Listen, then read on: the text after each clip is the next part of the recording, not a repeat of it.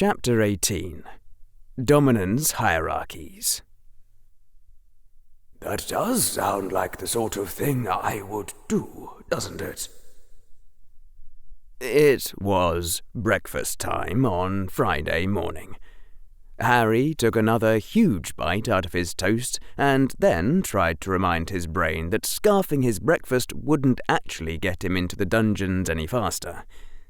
Anyway, they had a full hour of study time between breakfast and the start of potions.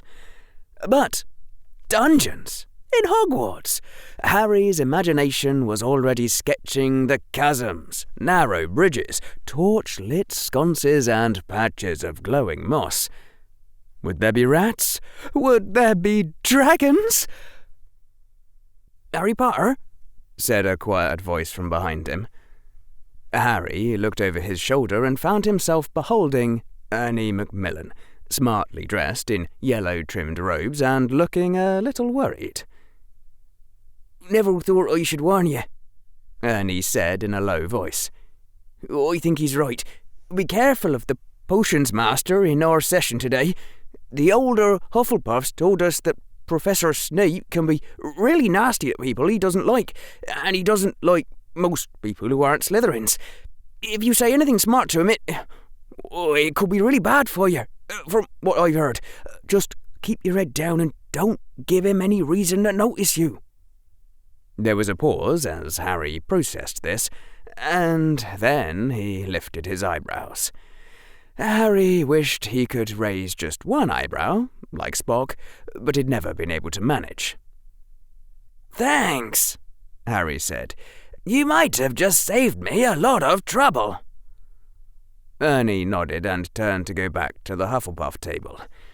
Harry resumed eating his toast. It was around 4 bites afterward that someone said, "Pardon me?"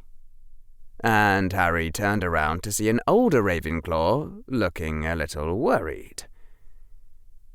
Some time later, Harry was finishing up his 3rd plate of rashers. He'd learned to eat heavily at breakfast. He could always eat lightly at lunch if he didn't end up using the time turner. And there was yet another voice from behind him saying, "Harry?" "Yes," Harry said wearily. "I'll try not to draw Professor Snape's attention." "Oh, that's hopeless," said Fred. "Completely hopeless," said George. "So we had the house elves bake you a cake," said Fred. "We're going to put 1 candle on it for every point you lose for Ravenclaw," said George. "And have a party for you at the Gryffindor table during lunch," said Fred. "We hope that'll cheer you up afterward," finished George. Harry swallowed his last bit of rasher and turned around. "All right," said Harry. "I wasn't going to ask this after Professor Binns. I really wasn't. But if Professor Snape is that awful, why hasn't he been fired?" "Fired?" said Fred. "You mean let go?" said George. "Yes," Harry said. "It's what you do to bad teachers. You fire them, then you hire a better teacher instead. You don't have unions or tenure here, right?" Fred and George were frowning in much the same way that hunter-gatherer tribal elders might frown if you tried to tell them about calculus. "I don't know," said Fred after a while. "I've never thought about that." "Me neither," said George. "Yeah," said Harry. "I get that a lot. See you at lunch, guys, and don't blame me if there aren't any candles on that cake." Fred and George both laughed as if Harry had said something funny, and bowed to him and headed back toward Gryffindor. Harry turned back to the breakfast table and grabbed a cupcake. His stomach already felt full, but he had a feeling this morning might use a lot of calories. As he ate his cupcake, Harry thought of the worst teacher he'd met so far. Professor Binns of History. Professor Binns was a ghost. From what Hermione had said about ghosts, it didn't seem likely that they were fully self-aware. There were no famous discoveries made by ghosts, or much of any original work, no matter who they'd been in life. Ghosts tended to have trouble remembering the current century. Hermione had said they were like accidental portraits, impressed into the surrounding matter by a burst of psychic energy accompanying a wizard's sudden death. Harry had run into some stupid teachers during his abortive forays into standard Muggle education. His father had been a lot pickier when it came to selecting grad students as tutors, of course, but history class was the first time he'd encountered a teacher who literally wasn't sentient. And it showed, too. Harry had given up after 5 minutes and started reading a textbook. When it became clear that Professor Binns wasn't going to object, Harry had also reached into his pouch and gotten earplugs. Did ghosts not require a salary? Was that it? Or was it literally impossible to fire anyone in Hogwarts, even if they died? Now it seemed that Professor Snape was going about being absolutely awful to everyone who wasn't a Slytherin, and it hadn't even occurred to anyone to terminate his contract. And the headmaster had set fire to a chicken. "Excuse me," came a worried voice from behind him. "I swear," Harry said without turning around, "this place is almost 8.5% as bad as what Dad says about Oxford." Harry stamped down the stone corridors, looking affronted, annoyed, and infuriated, all at once. "Dungeons!" Harry hissed. "Dungeons! These are not dungeons. This is a basement. A basement!" Some of the Ravenclaw girls gave him odd looks. The boys were all used to him by now. It seemed that the level in which the potions classroom was located was called the Dungeons for no better reason than it was below ground and slightly colder than the main castle. In Hogwarts! In Hogwarts! Harry had been waiting his whole life, and now he was still waiting. And if there was anywhere on the face of the earth that had decent dungeons, it ought to be Hogwarts. Was Harry going to have to build his own castle if he wanted to see one little bottomless abyss? A short time later, they got to the actual potions classroom, and Harry cheered up considerably. The potions classroom had strange, preserved creatures floating in huge jars on shelves that covered every centimetre of wall space between the closets. Harry had gotten far enough along in his reading now that he could actually identify some of the creatures, like the Zabriskan Fontima, albeit the 50-centimetre spider looked like an acromantula, but it was too small to be one. He'd tried asking Hermione, but she hadn't seemed very interested in looking anywhere near where he was pointing. Harry was looking at a large dust ball with eyes and feet when the assassin swept into the room. That was the first thought that crossed Harry's mind when he saw Professor Severus Snape. There was something quiet and deadly about the way the man stalked between the children's desks. His robes were unkempt, his hair spotted and greasy. There was something about him that seemed reminiscent of Lucius, although the two of them looked nothing remotely alike, and you got the impression that where Lucius would kill you with flawless elegance, this man would simply kill you. "Sit down," said Professor Severus Snape. "Now." Harry and a few other children who'd been standing around talking to each other scrambled for desks. Harry had planned on ending up next to Hermione, but somehow he found himself sitting down in the nearest empty desk next to Justin Finch-Fletchley. It was a double session, Ravenclaw and Hufflepuff, which put him 2 desks to the left of Hermione. Severus seated himself behind the teacher's desk, and without the slightest transition or introduction said, "Hannah Abbott." "Here?" said Hannah in a somewhat trembling voice. "Susan Bones." "Present." And so it went, no one daring to say a word in edgeways, until... "Ah, yes, Harry Potter, our new celebrity." "The celebrity is present, sir." Half the class flinched, and some of the smarter ones suddenly looked that they wanted to run out the door while the classroom was still there.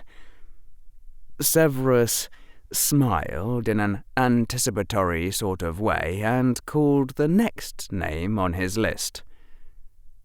Harry gave a mental sigh. That had happened way too fast for him to do anything about it. Oh well, clearly this man already didn't like him, for whatever reason, and when Harry thought about it, better by far that this potions professor should pick on him rather than, say, Neville or Hermione. Harry was a lot better able to defend himself. Yeah, probably all for the best. When full attendance had been taken, Severus swept his gaze over the full class. His eyes were as empty as a night sky without stars. "You are here," Severus said in a quiet voice, which the students at the back strained to hear, "to learn the subtle science and exact art of potion making. As there is little foolish wand-waving here, many of you will hardly believe this is magic. I don't expect you will really understand the beauty of the softly simmering cauldron with its shimmering fumes, the delicate power of liquids that creep through human veins." This in a rather caressing, gloating tone. "Bewitching the mind, ensnaring the senses." This was just getting creepier and creepier. "I can teach you how to bottle fame, brew glory, even stop a death. If you aren't as great a bag of fools as I usually have to teach." Severus somehow seemed to notice the look of skepticism on Harry's face, or at least his eyes suddenly jumped to where Harry was sitting. "Potter," snapped the potions professor, "what would I get if I added powdered root of asphodel to an infusion of wormwood?" Harry blinked. "Was that in Magical Drafts and Potions?" he said. "I just finished reading it, and I don't remember anything which used wormwood." Hermione's hand went up, and Harry shot her a glare which caused her to raise her hand even higher. "Tut, tut," Severus said silkily. "Fame clearly isn't everything." "Really?" Harry said. "But you just told us you'd teach us how to bottle fame. Say, how does that work exactly? You drink it and turn into a celebrity?" 3/4 of the class flinched. Hermione's hand was dropping slowly back down. Well, that wasn't surprising. She might be his rival, but she wasn't the sort of girl who would play along after it became clear that the professor was deliberately trying to humiliate him. Harry was trying hard to keep control of his temper. The first rejoinder that had crossed his mind was, "Abracadabra." "Let's try again," said Severus. "Potter, where would you look if I told you to find me a bezoar?" "That's not in the textbook either," Harry said. "But in one Muggle book I read that a trichnobezoar is a mass of solidified hair found in a human stomach, and Muggles used to believe it would cure any poison." "Wrong," Severus said. "A bezoar is found in the stomach of a goat. It is not made of hair, and it will cure most poisons, but not all." "I didn't say it would. I said that was what I read in one Muggle book." "No one here is interested in your pathetic Muggle books. Final try. What is the difference, Potter, between Monk's Hood and Wolf's Bane?" That did it. "You know," Harry said icily, "in one of my quite fascinating Muggle books, they describe a study in which people manage to make themselves look very smart by asking questions about random facts that only they knew. Apparently, the onlookers only noticed that the askers knew and the answerers didn't, and failed to adjust for the unfairness of the underlying game. So, Professor, can you tell me how many electrons are in the outermost orbital of a carbon atom?" Severus's smile widened. "4," he said. "It is a useless fact which no one should bother writing down, however. And for your information, Potter, asphodel and wormwood make a sleeping potion so powerful it is known as the draught of living death. As for Monk's Hood and Wolf's Bane, they are the same plant, which also goes by the name of aconite, as you would know if you had read 1,000 Magical Herbs and Fungi. Thought you didn't need to open a book before coming, Potter? All the rest of you should be copying that down, so that you will not be as ignorant as him." Severus paused, looking quite pleased with himself. "And that will be 5 points. No, let us make it an even 10 points from Ravenclaw for back chat." Hermione gasped, along with a number of others. "Professor Severus Snape," Harry bit out, "I know of nothing which I have done to earn your enmity. If there is some problem you have with me which I do not know about, I suggest we—" "Shut up, Potter. 10 more points from Ravenclaw. The rest of you, open your books to page 3. There was only a very faint burning sensation in the back of Harry's throat, and no moisture at all in his eyes. If crying was not an effective strategy for destroying this potions professor, then there was no point in crying. Slowly, Harry sat up very straight. All his blood seemed to have been drained away and replaced with liquid nitrogen. He knew he'd been trying to keep his temper, but he couldn't seem to remember why. "Harry," whispered Hermione frantically from 2 desks over. "Stop, please. It's all right. We won't count it." "Talking in class, Granger. 3. "So," said a voice colder than 0 Kelvin. "how how does one go about filing a formal complaint against an abusive professor? Does one talk to the deputy headmistress? Write a letter to the board of governors? Would you care to explain how it works?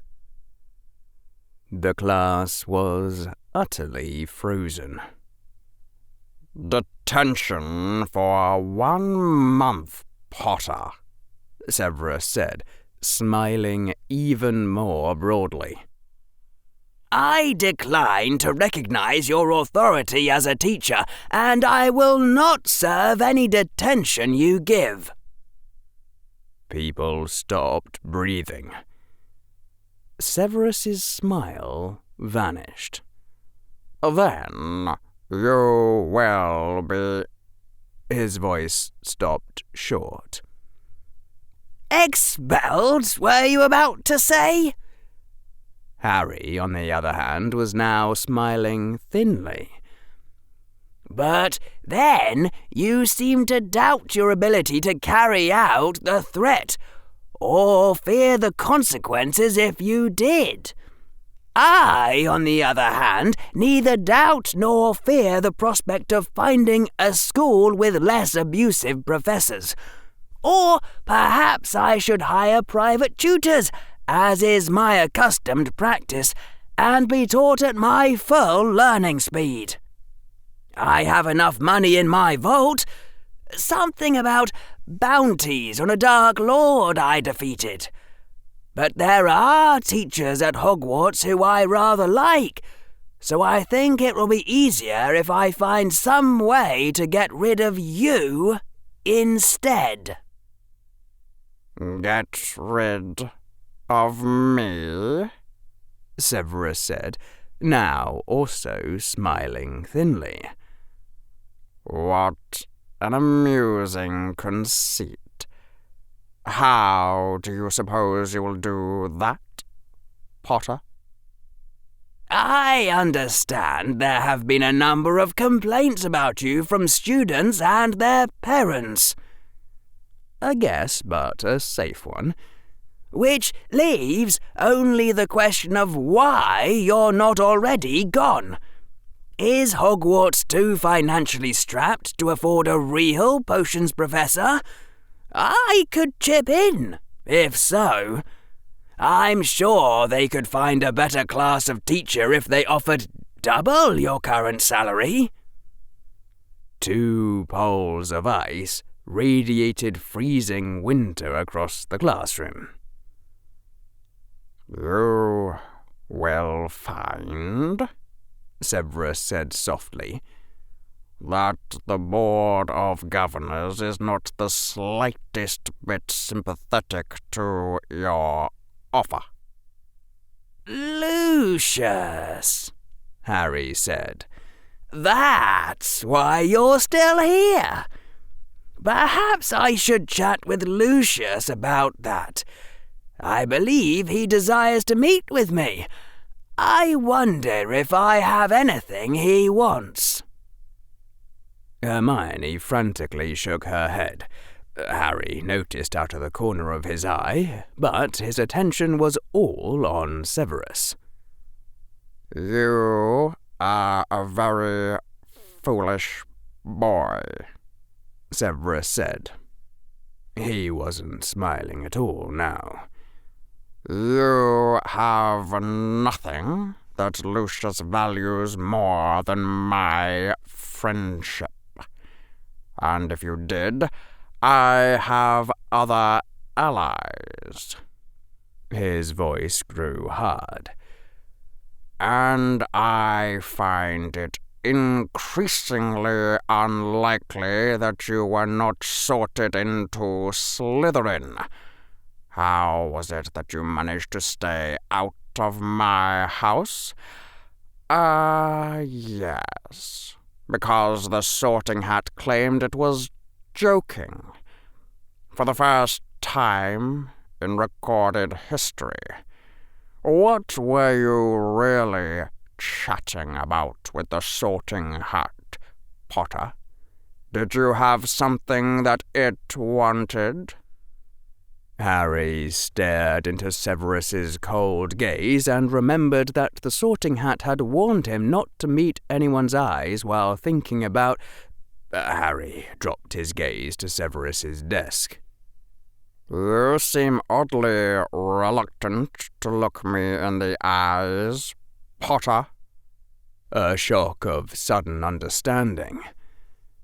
So, it was you the Sorting Hat was warning me about. What?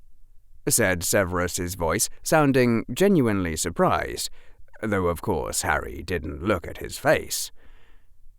Harry got up out of his desk.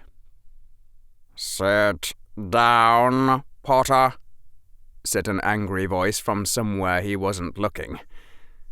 Harry ignored it and looked around the classroom. I have no intention of letting one unprofessional teacher ruin my time at Hogwarts, Harry said with deadly calm. I think I'll take my leave of this class and either hire a tutor to teach me potions while I'm here, or, if the board is really that locked up, learn over the summer. If any of you decide that you don't care to be bullied by this man, my sessions will be open to you. Sit down, Potter. Harry strode across the room and grasped the doorknob. It didn't turn. Harry slowly turned around and caught a glimpse of Severus smiling nastily before he remembered to look away. Open this door. No, said Severus. You are making me feel threatened, said a voice so icy it didn't sound like Harry's at all. And that is a mistake. Severus's voice laughed. What do you intend to do about it, little boy? Harry took 6 long strides forward, away from the door, until he was standing near the back row of desks. Then Harry drew himself upright and raised his right hand in one terrible motion, fingers poised to snap. Neville screamed and dived under his desk. Other children shrank back or instinctively raised their arms to shield themselves. Harry, don't! Shrieked Hermione. Whatever you are going to do to him, don't do it! Have you all gone mad? Barked Severus's voice. Slowly, Harry lowered his hand. I wasn't going to hurt him, Hermione, Harry said, his voice a little lower. I was just going to blow up the door. Though, now that Harry remembered it, you weren't supposed to transfigure things that were to be burned, which meant that going back in time afterward and getting Fred or George to transfigure some carefully measured amount of explosives might not actually have been such a good idea. Silencio, said Severus's voice. Harry tried to say, What? And found that no sound was coming out. This has become ridiculous. I think you've been allowed to get yourself in enough trouble for one day, Potter. You are the most disruptive and unruly student I have ever seen, and I don't recall how many points Ravenclaw has right now, but I'm sure I can manage to wipe them all out. 10 points from Ravenclaw. 10 points from Ravenclaw. 10 points from Ravenclaw. 50 points from Ravenclaw. Now sit down and watch the rest of the class take their lesson." Harry put his hand into his pouch and tried to say marker, but of course no words came out. For one brief moment that stopped him, and then it occurred to Harry to spell out marker using finger motions, which worked. PAD, and he had a pad of paper. Harry strode over to an empty desk, not the one he'd originally sat down in, and scrawled a brief message. He tore off that sheet of paper, put away the marker and pad in a pocket of his robes for quicker access, and held up his message, not to Snape, but to the rest of the class. "I'm leaving. Does anyone else need to get out?" "You're insane, Potter," Severus said with cold contempt. Aside from that, no one spoke. Harry swept an ironic bow to the teacher's desk, walked over to the wall, and with one smooth motion yanked open a closet door, stepped in, and slammed the door shut behind him. There was the muffled sound of someone snapping his fingers, and then nothing. In the classroom, students looked at each other in puzzlement and fear. The potions master's face was now completely enraged. He crossed the room in terrible strides and yanked open the closet door. The closet was empty. 1 hour earlier, Harry listened from inside the closed closet. There was no sound from outside, and no point in taking risks either. CLOAK, his fingers spelled out. Once he was invisible, he very carefully and slowly cracked open the closet door and peeked out. No one seemed to be in the classroom. The door wasn't locked. It was when Harry was outside the dangerous place and inside the hallway, safely invisible, that some of the anger drained away, and he realized what he'd just done. What he'd just done. Harry's invisible face was frozen in absolute horror. He'd antagonized a teacher 3 orders of magnitude beyond anything he'd ever managed before. He'd threatened to walk out of Hogwarts and might have to follow through on it. He'd lost all the points Ravenclaw had, then he'd used the time turner. His imagination showed him his parents yelling at him after he was expelled, Professor McGonagall disappointed in him, and it was just too painful, and he couldn't bear it, and he couldn't think of any way to save himself. The thought that Harry allowed himself to think was that if getting angry had gotten him into all this trouble, then maybe when he was angry he'd think of a way out. Things seemed clearer somehow when he was angry. And the thought that Harry didn't let himself think was that he just couldn't face this future if he wasn't angry. So, he cast his thoughts back and remembered the burning humiliation. Tut, tut. Fame clearly isn't everything. 10 points from Ravenclaw for backchat.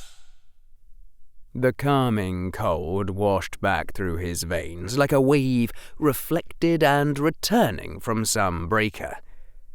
And Harry let out his breath.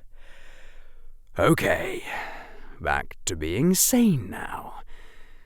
He was actually feeling a bit disappointed in his non-angry self for collapsing like that and wanting only to get out of trouble. Professor Severus Snape was everyone's problem. Normal Harry had forgotten that and wished for a way to protect himself and let all the other victims go hang. The question wasn't how to protect himself. The question was how to destroy this potions professor. So, this is my dark side, is it? A bit of a prejudiced term, that. My light side seems more selfish and cowardly, not to mention confused and panicky. And now that he was thinking clearly, it was equally clear what to do next. He had already given himself an extra hour to prepare, and could get up to 5 hours more if required. Minerva McGonagall waited in the headmaster's office. Dumbledore sat in his padded throne behind his desk, dressed in 4 layers of formal lavender robes. Minerva sat in a chair before him, opposite Severus in another chair. Facing the 3 of them was an empty wooden stool. They were waiting for Harry Potter. Harry, Minerva thought despairingly. you promised you wouldn't bite any teachers. And in her mind, she could see very clearly the reply. Harry's angry face and his outraged response. I said I wouldn't bite anyone who didn't bite me first. There was a knock at the door. Come in, Dumbledore called. The door swept open, and Harry Potter entered. Minerva almost gasped out loud. The boy looked cool, collected, and utterly in control of himself. Good morning. Harry's voice suddenly cut off. His jaw dropped. Minerva tracked Harry's gaze, and she saw that Harry was staring at Fawkes, where the phoenix sat on its golden perch. Fawkes fluttered his bright red golden wings like the flickering of a flame, and dipped his head in a measured nod to the boy. Harry turned to stare at Dumbledore. Dumbledore winked at him. Minerva felt she was missing something. Sudden uncertainty crossed Harry's face. His coolness wavered. Fear showed in his eyes, then anger, and then the boy was calm again. A chill went down Minerva's spine. Something was not right here. Please sit down, said Dumbledore. His face was now serious once more. Harry sat. So, Harry, said Dumbledore, I've heard one report of this day from Professor Snape. Would you care to tell me what happened in your own words? Harry's gaze flickered dismissively to Severus. It's not complicated, said the boy, smiling thinly. He tried bullying me the way he's been bullying every non-Slytherin in the school since the day Lucius foisted him off on you. As for the other details, I request a private conversation with you concerning them. A student who is reporting abusive behaviour from a professor can hardly be expected to speak frankly in front of that same professor, after all. This time Minerva couldn't stop herself from gasping out loud. Severus simply laughed, and the headmaster's face grew grave. Mr. Potter, the headmaster said, one does not speak of a Hogwarts professor in such terms. I fear that you labour under a terrible misapprehension. Professor Severus Snape has my fullest confidence, and serves Hogwarts at my own behest, not Lucius Malfoy's. There was silence for a few moments. When the boy spoke again, his voice was icy. Am I missing something here? Quite a number of things, Mr. Potter, said the headmaster. You should understand, to start with, that the purpose of this meeting is to discuss how to discipline you for the events of this morning. This man has terrorized your school for years. I spoke to students and collected stories to make sure there would be enough for a newspaper campaign to rally the parents against him. Some of the younger students cried while they told me. I almost cried when I heard them. You allowed this abuser to run free. You did this to your students. Why? Minerva swallowed a lump in her throat. She had thought that, sometimes, but somehow she'd never quite. Mr. Potter, said the headmaster, his voice now stern. This meeting is not about Professor Snape. It is about you and your disregard for school discipline. Professor Snape has suggested, and I have agreed, that 3 full months of detention will be appropriate. Declined, Harry said icily. Minerva was speechless. This is not a request, Mr. Potter, the headmaster said. The full entire force of the wizard's gaze was turned on the boy. This is your punishment. You will explain to me why you allowed this man to hurt the children placed in your care, and if your explanation is not sufficient, then I will begin my newspaper campaign with you as the target.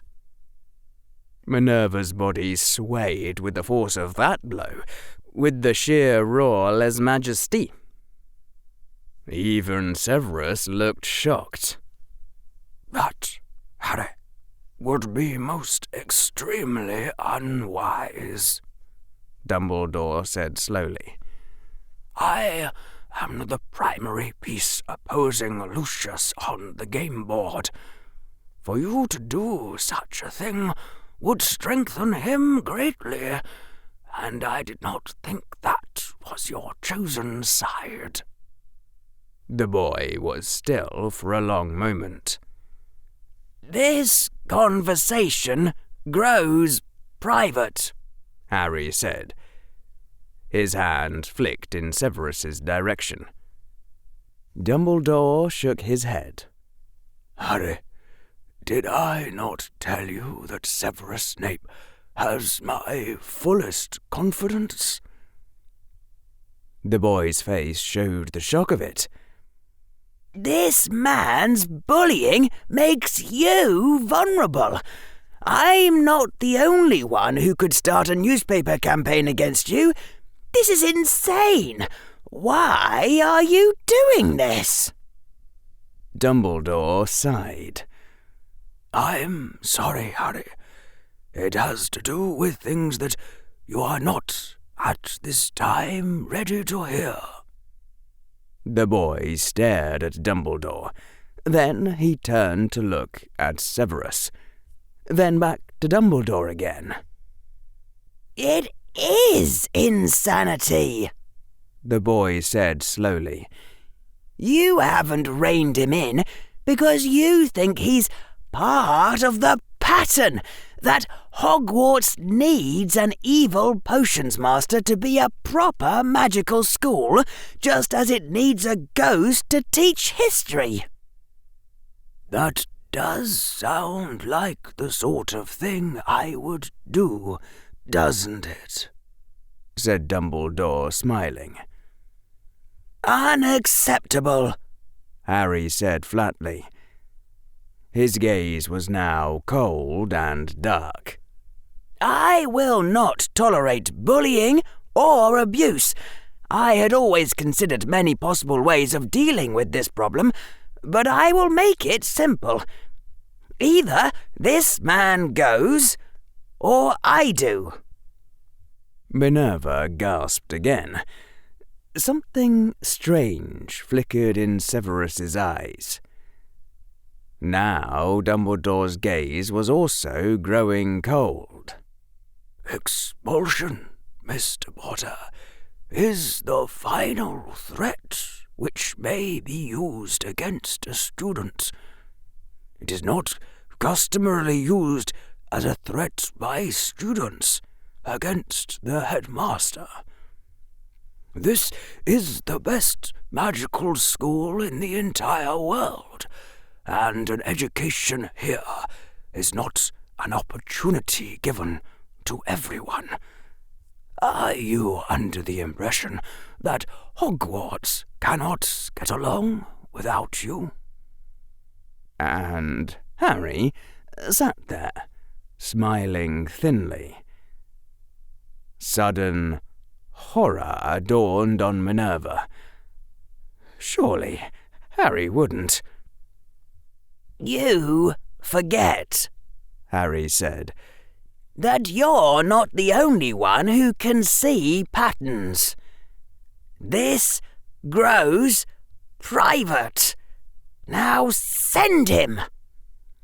Harry flicked a hand at Severus again, and then stopped in mid-sentence and mid-gesture. Minerva could see it on Harry's face. The moment when he remembered. She told him, after all. "Mr. Potter," said the headmaster, "once again, Severus Snape has my fullest confidence." "You told him," whispered the boy. "You utter fool." Dumbledore didn't react to the insult. "Told him what?" "That the Dark Lord is alive." "What in Merlin's name are you on about, Potter?" cried Severus in tones of sheer astonishment and outrage. Harry glanced briefly at him, smiling grimly. "Oh, so we are a Slytherin then," Harry said. "I was starting to wonder."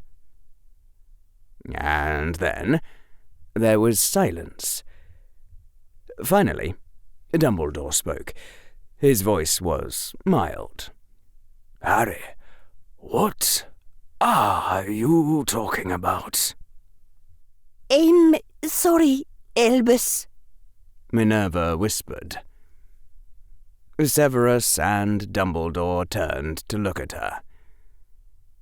"Professor McGonagall didn't tell me," said Harry's voice, swiftly and less calm than it had been. "I guessed. I told you I can see the patterns too. I guessed, and she controlled her reaction just as Severus did, but her control fell a shade short of perfection, and I could tell it was control, not genuine."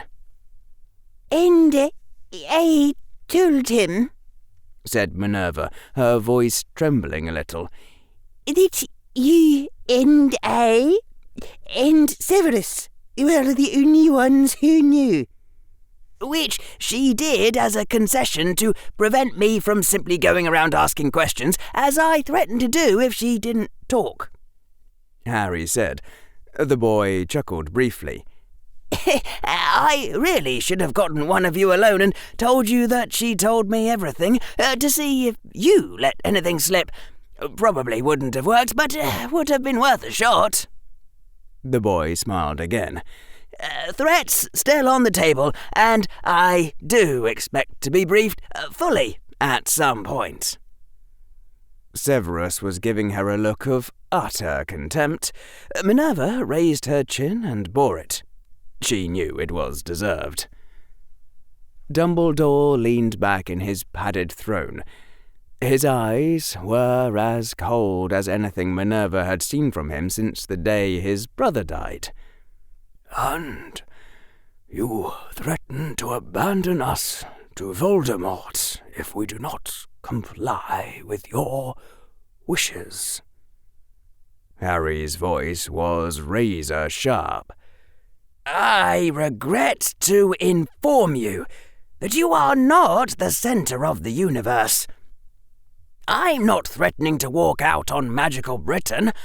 I'm threatening to walk out on you. I'm not a meek little Frodo. This is my quest, and if you want in, you will play by my rules." Dumbledore's face was still cold.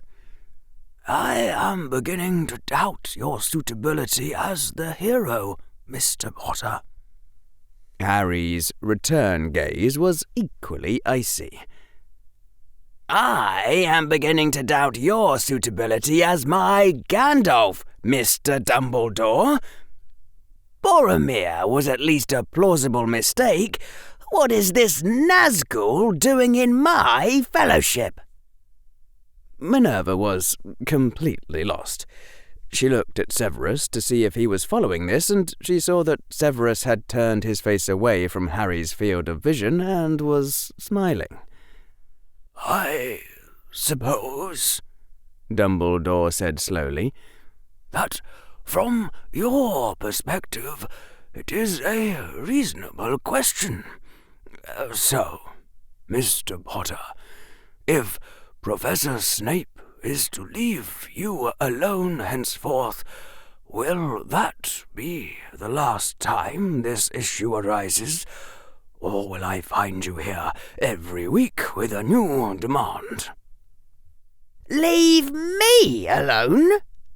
Harry's voice was outraged. "I am not his only victim, and certainly not the most vulnerable.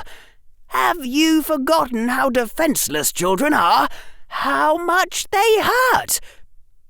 Henceforth, Severus will treat every student of Hogwarts with appropriate and professional courtesy, or you will find another potions master, or you will find another hero." Dumbledore started laughing. Full-throated, warm, humorous laughter, as if Harry had just performed a comic dance in front of him. Minerva didn't dare move. Her eyes flickered, and she saw that Severus was equally motionless. Harry's visage grew even colder. "You mistake me, Headmaster, if you think that this is a joke. This is not a request. This is your punishment." Mr. Potter! Minerva said. She didn't even know what she was going to say. She simply couldn't let that go by. Harry made a shushing gesture at her and continued to speak to Dumbledore. "And if that seems impolite to you," Harry said, his voice now a little less hard, "it seemed no less impolite when you said it to me. You wouldn't say such a thing to anyone who you considered a real human being instead of a subordinate child, and I will treat you with just the same courtesy as you treat me." Oh, indeed. Oh, in very deed. This is my punishment, if ever there was one. Of course, you're in here blackmailing me to save your fellow students. Not save yourself. I can't imagine why I would have thought otherwise. Dumbledore was now laughing even harder. He pounded his fist on the desk 3 times. Harry's gaze grew uncertain. His face turned toward her, addressing her for the first time. "Excuse me," Harry said. His voice seemed to be wavering. Does he need to take his medication or something? Minerva had no idea what she could possibly say.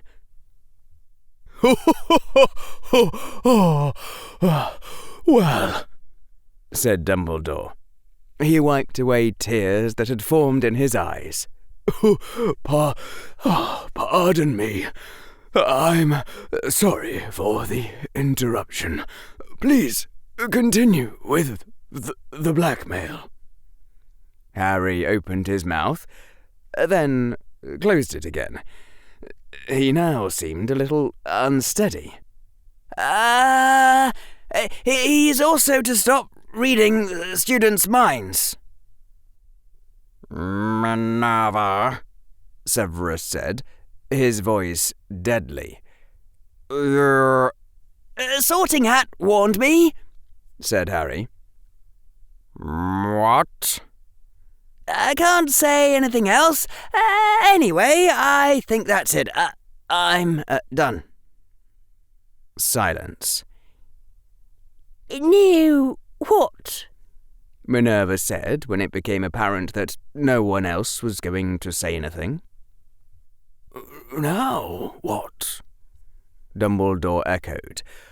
Why, now the hero wins, of course. What? Said Severus, Minerva, and Harry. Well, he certainly seems to have backed us into a corner, Dumbledore said, smiling happily. But Hogwarts does need an evil potions master, or it just wouldn't be a proper magical school now, would it? So, how about if Professor Snape is only awful toward students in their 5th year and higher? What? Said all three of them again. If it's the most vulnerable victims about whom you're concerned, maybe you're right, Harry. Maybe I have forgotten over the decades what it's like to be a child. So let's compromise. Severus will continue to unfairly award points to Slytherin and impose lax discipline on his house, and he will be awful to non-Slytherin students in their 5th year and higher. To others, he will be scary, but not abusive.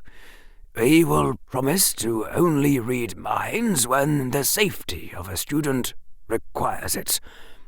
Hogwarts will have its evil potions master, and the most vulnerable victims, as you put it, will be safe. Minerva McGonagall was as shocked as she'd ever been in her life. She glanced uncertainly at Severus, whose face had been left completely neutral, as though he couldn't decide what sort of expression he ought to be wearing. I suppose that is acceptable, Harry said. His voice sounded a bit odd. You can't be serious, Severus said, his voice as expressionless as his face. Very much in favour of this, Minerva said slowly. She was so much in favour that her heart was pounding wildly beneath her robes. But what could we possibly tell the students? They might not have questioned this while Severus was being awful to everyone, but... Harry can tell the other students that he discovered a terrible secret of Severus's and did a bit of blackmail, said Dumbledore. It's true, after all. He discovered that Severus was reading minds, and he certainly did blackmail us.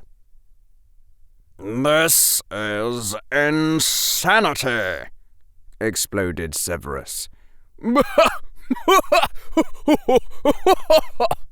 said Dumbledore. Said Harry uncertainly. And if anyone asks me why 5th years and above got shafted, I wouldn't blame them for being irate, and that part wasn't exactly my idea.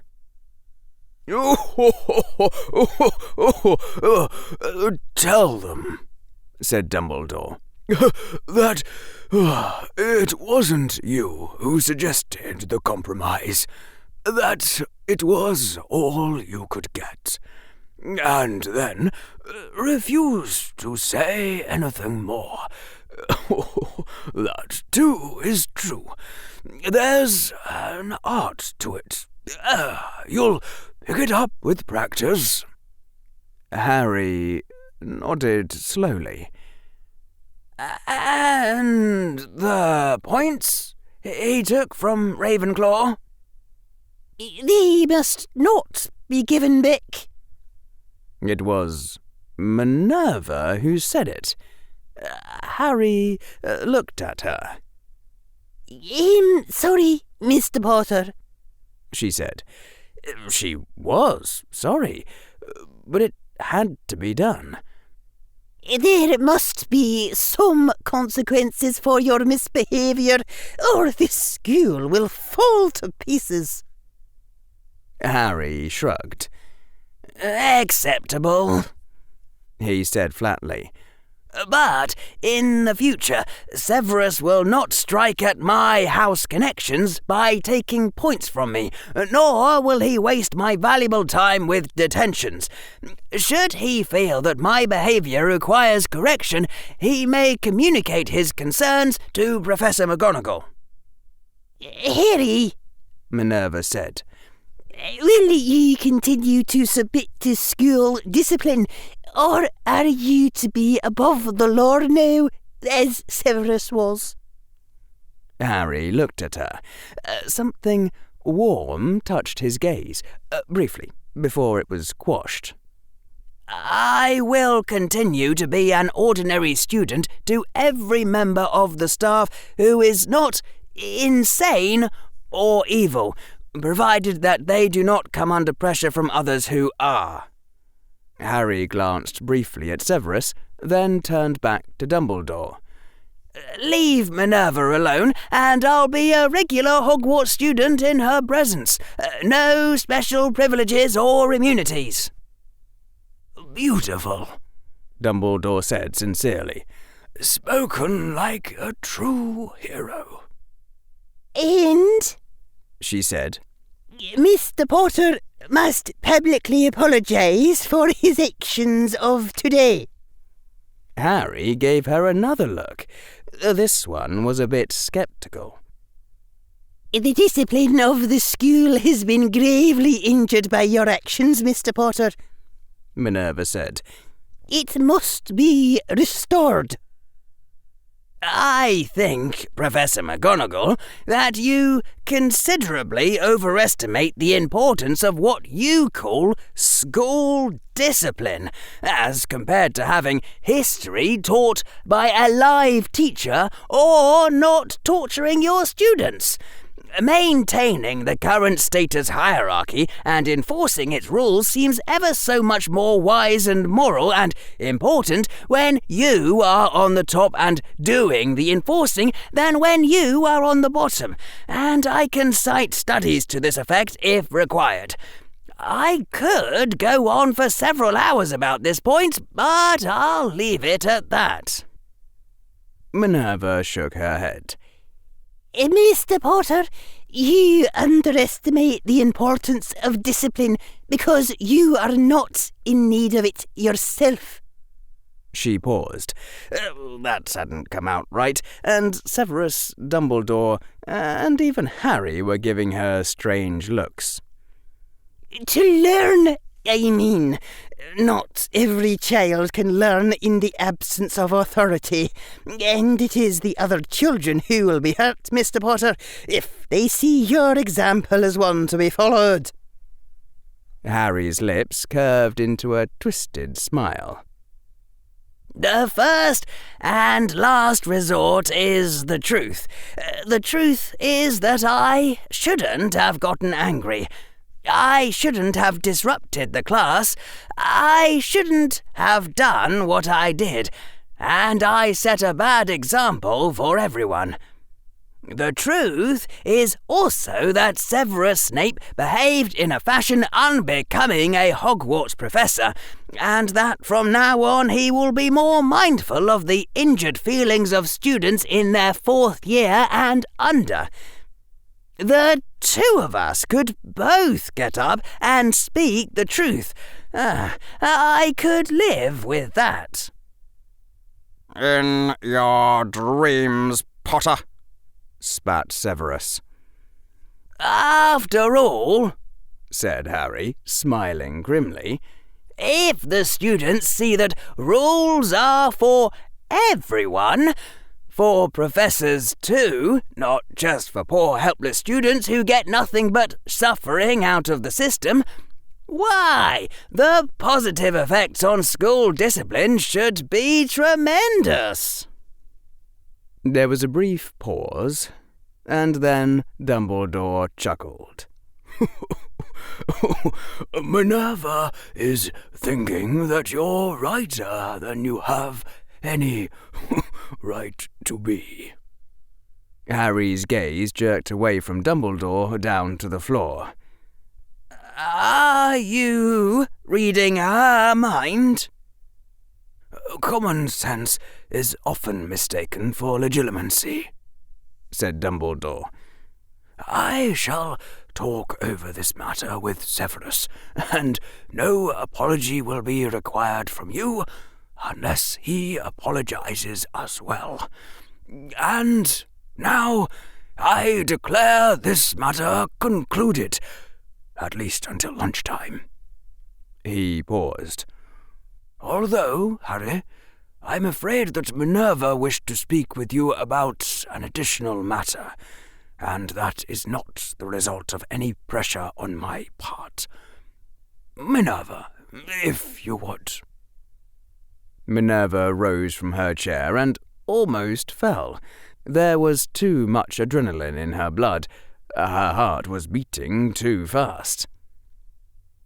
Fawkes, said Dumbledore. Accompany her, please. I don't... she started to say. Dumbledore shot her a look, and she fell silent. The phoenix soared across the room like a smooth tongue of flame leaping out and landed on her shoulder. She felt the warmth through her robes, all through her body. Please follow me, Mr. Potter, she said, firmly now, and they left through the door. They stood on the rotating stairs, descending in silence. Minerva didn't know what to say. She didn't know this person who stood beside her. And Fawkes began to croon. It was tender and soft, like a fireplace would sound if it had melody, and it washed over Minerva's mind, easing, soothing, gentling what it touched. What is that? Harry whispered beside her. His voice was unstable, wobbling, changing pitch. The Song of the Phoenix, said Minerva, not really aware of what she was saying. Her attention was all on that strange, quiet music. It, too, heals. Harry turned his face from her, but she caught a glimpse of something agonized. The descent seemed to take a very long time. Or maybe it was only that the music seemed to take a very long time, and when they stepped out through the gap where the gargoyle had been, she was holding Harry's hand firmly in hers. As the gargoyle stepped back into place, Fawkes left her shoulder and swooped to hover in front of Harry. Harry stared at Fawkes like someone hypnotized by the ever-changing light of a fire. "What am I to do, Fawkes?" whispered Harry.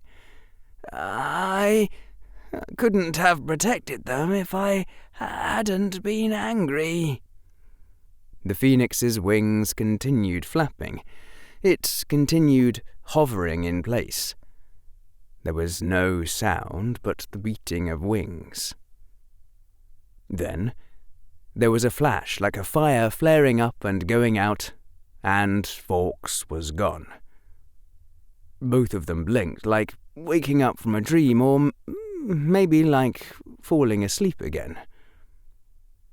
Minerva looked down. Harry Potter's bright young face looked up at her. "Are phoenixes people?" said Harry. "I mean, are they smart enough to count as people? Could I talk with Fawkes if I knew how?" Minerva blinked hard. Then she blinked again. "No," Minerva said.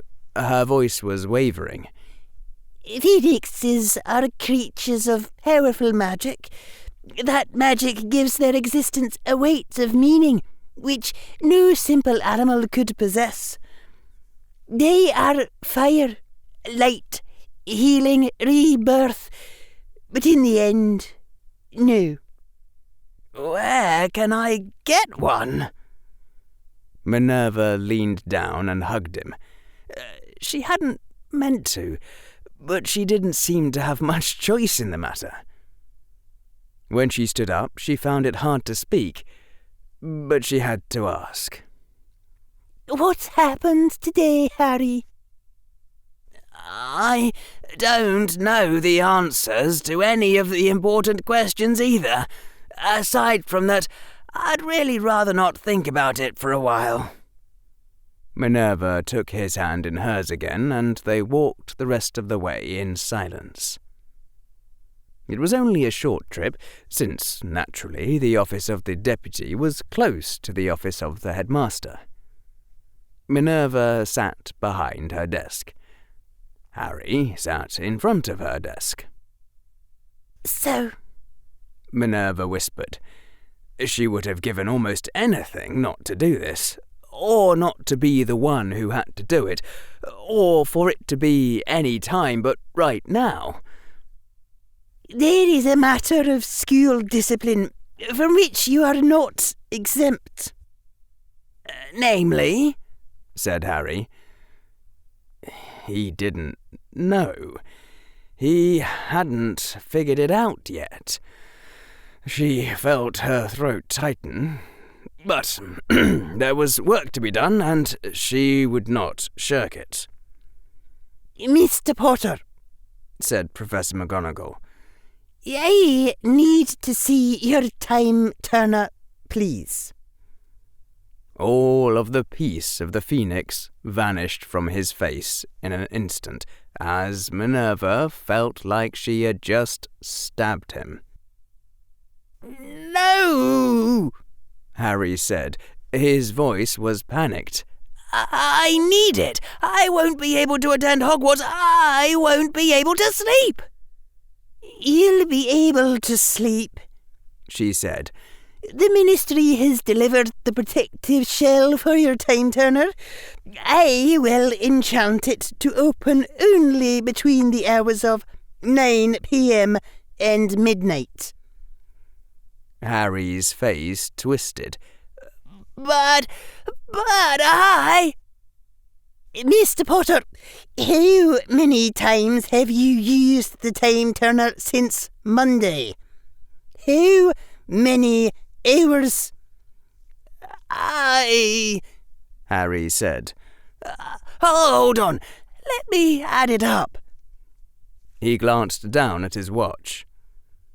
Minerva felt a rush of sadness. She'd thought so. It wasn't just 2 per day, then. I suspect that if I asked your dorm mates, I would find that you were struggling to stay up long enough to go to sleep at a reasonable time, and waking up earlier and earlier every morning. Correct? Harry's face said everything she needed to know. Mr. Potter, She said gently. there are students who cannot be entrusted with time turners because they become addicted to them. We give them a potion which lengthens their sleep cycle by the necessary amount, but they end up using the time turner for more than just attending their classes. And so, we must take them back. Mr. Potter, you have taken to using the time turner as your solution to everything, often very foolishly so. You used it to get back a remember all. You vanished from a closet in a fashion apparent to other students, instead of going back after you were out and getting me or someone else to come and open the door. From the look on Harry's face, he hadn't thought of that. And more importantly, She said, you should have simply sat in Professor Snape's class and watched, and left at the end of class, as you would have done if you had not possessed a time turner. There are some students who cannot be entrusted with time turners, Mr. Potter. You are one of them. I am sorry. But I need it. Harry blurted. What if there are Slytherins threatening me and I have to escape? It keeps me safe. Every other student in this castle runs the same risk, and I assure you that they survive. No student has died in this castle for 50 years.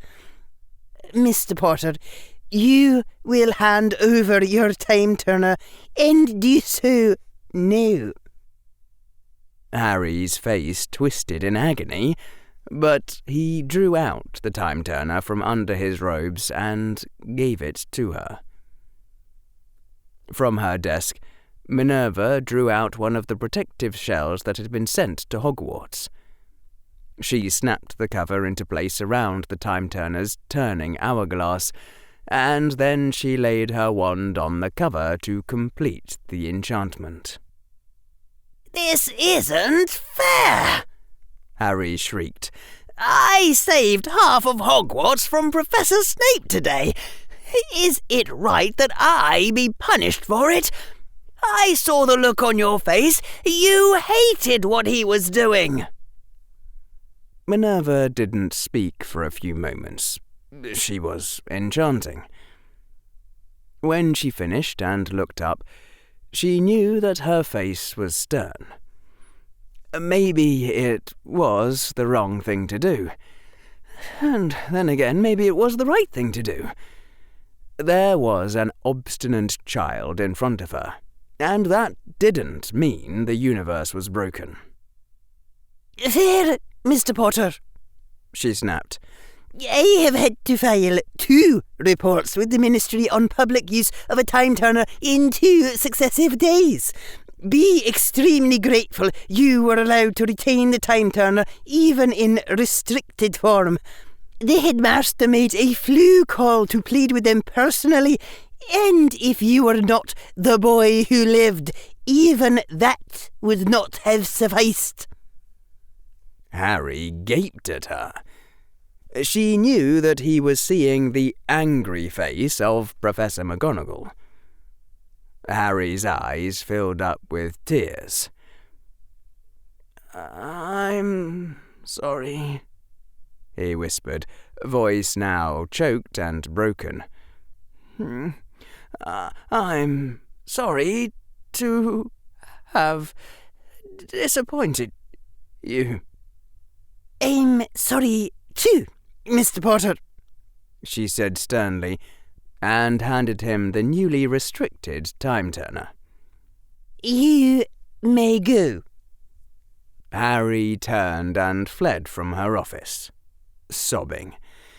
She heard his feet pattering away down the hall, and then the sound cut off as the door swung closed.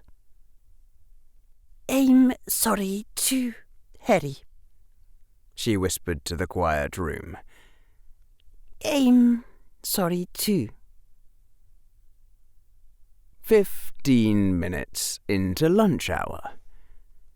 No one was speaking to Harry. Some of the Ravenclaws were shooting him looks of anger, others of sympathy. A few of the younger students even had looks of admiration, but no one was talking to him. Even Hermione hadn't tried to come over. Fred and George had gingerly stepped near. They hadn't said anything. The offer was clear, and its optionality. Harry had told them that he would come over when dessert started, no earlier. They had nodded and quickly walked away. It was probably the utterly expressionless look on Harry's face that was doing it. The others probably thought he was controlling anger or dismay. They knew, because they'd seen Flitwick come and get him, that he'd been called to the headmaster's office. Harry was trying not to smile, because if he smiled, he would start laughing, and if he started laughing, he wouldn't stop until the nice people in white jackets came to haul him away. It was just too much. It was just all too much. Harry had almost gone over to the dark side. His dark side had done things that seemed, in retrospect, insane. His dark side had won an impossible victory that might have been real and might have been a pure whim of a crazy headmaster. His dark side had protected his friends. He just couldn't handle it anymore. He needed Fawkes to sing to him again. He needed to use the time turner to go off and take a quiet hour to recover, but that wasn't an option anymore, and the loss was like a hole in his existence. But he couldn't think about that, because then he might start laughing. 20 minutes.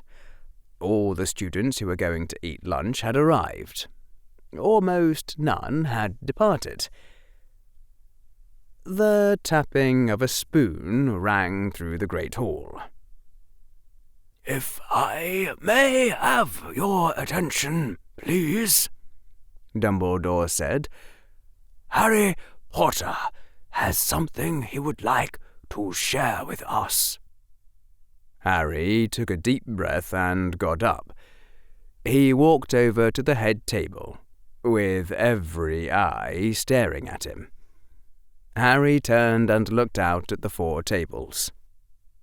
It was becoming harder and harder not to smile, but Harry kept his face expressionless as he spoke his brief and memorized speech. "The truth is sacred," Harry said tonelessly. "One of my most treasured possessions is a button which reads, 'Speak the truth, even if your voice trembles.' This, then, is the truth. Remember that. I am not saying it because I am being forced to say it. I am saying it because it is true. What I did in Professor Snape's class was foolish, stupid, childish, and an inexcusable violation of the rules of Hogwarts. I disrupted the classroom and deprived my fellow students of their irreplaceable learning time. All because I failed to control my temper. I hope that not a single one of you will ever follow my example. I certainly intend to try never to follow it again." Many of the students gazing at Harry now had solemn, unhappy looks upon their faces, such as one might see at a ceremony marking the loss of a fallen champion. At the younger parts of the Gryffindor table, the look was almost universal. Until Harry raised his hand. He didn't raise it high. That might have appeared peremptory. He certainly didn't raise it toward Severus. Harry simply raised his hand to chest level and softly snapped his fingers, a gesture that was seen more than heard. It was possible that most of the head table wouldn't see it at all. This seeming gesture of defiance won sudden smiles from the younger students and Gryffindors, and coldly superior sneers from Slytherin, and frowns and worried looks from all others. Harry kept his face expressionless. "Thank you," he said. "That's all." "Thank you, Mr. Potter," said the headmaster. "And now Professor Snape has something to share with us as well." Severus smoothly stood up from his place at the head table. "It has been brought to my attention," he said, "that my own actions played a part in provoking the admittedly inexcusable anger of Mr. Potter, and in the ensuing discussion I realized that I had forgotten how easily injured are the feelings of the young and immature." There was the sound of many people emitting muffled chokes at the same time. Severus continued as if he had not heard. "The potions classroom is a dangerous place, and I still feel that strict discipline is necessary, but henceforth I will be more aware of the emotional fragility of students in their 4th year and younger. My deduction of points from Ravenclaw still stands, but I will revoke Mr. Potter's detention. Thank you." There was a single clap from the direction of Gryffindor, and faster than lightning, Severus's wand was in his hand and "Quietus!" silenced the offender. "I will still demand discipline and respect in all my classes," Severus said coldly, "and anyone who trifles with me will regret it." He sat down. "Thank you, too," Headmaster Dumbledore said cheerfully. "Carry on." And Harry, still expressionless, began to walk back to his seat in Ravenclaw. There was an explosion of conversation. 2 words were clearly identifiable in the beginning. The first was an initial "What?" beginning many different sentences, such as "What just happened?" and "What the hell?" The second was "Scourgify!" as students cleaned up the dropped food and spit out drinks from themselves, the tablecloth, and each other. Some students were weeping openly. So was Professor Sprout. At the Gryffindor table, where a cake waited with 51 unlit candles, Fred whispered, I think we may be out of our league here, George. And from that day onward, no matter what Hermione tried to tell anyone, it would be an accepted legend of Hogwarts that Harry Potter could make absolutely anything happen by snapping his fingers.